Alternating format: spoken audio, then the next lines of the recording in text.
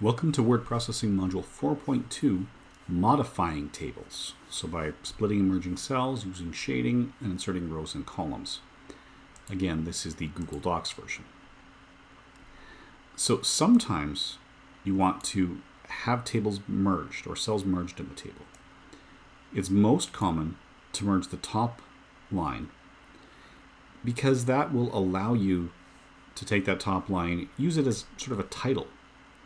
Now you can right click on it and hit merge cells, and this will actually merge the cells together. So now there's one row is there.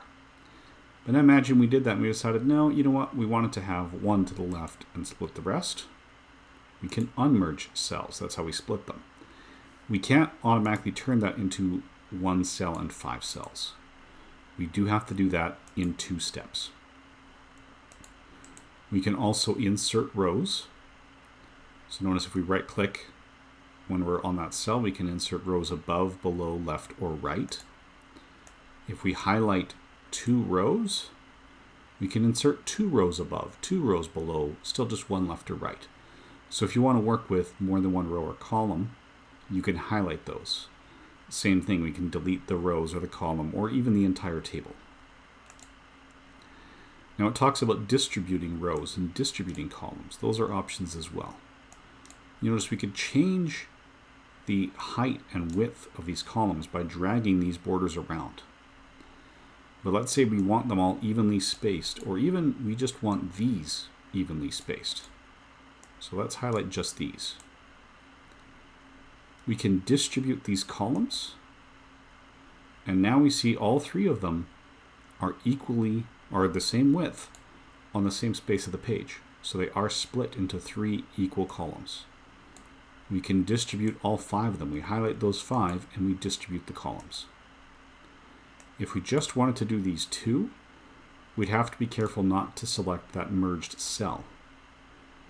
Just as to make it a little more obvious, let's say we wanted to even out these 2 and these 2 only. We go across, we distribute the columns. We see that these 2 distribute, and even though we've highlighted that merged, we didn't highlight these. So these ones have not been distributed.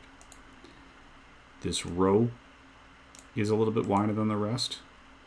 We can distribute rows, and the column total height doesn't change, but each row gets a little bit wider until they're all the same.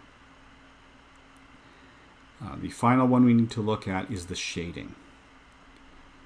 So for that, well, we do have the ability to sort it, but we want to go into the table properties. The table properties allow us to take that row, do the minimum height. There's the column height. There's the alignment, whether it's squeezing the text to the top or bottom, and the color. Here is where we do the shading. We pick our cell background color, and now these have background. If we have a wide row with text here,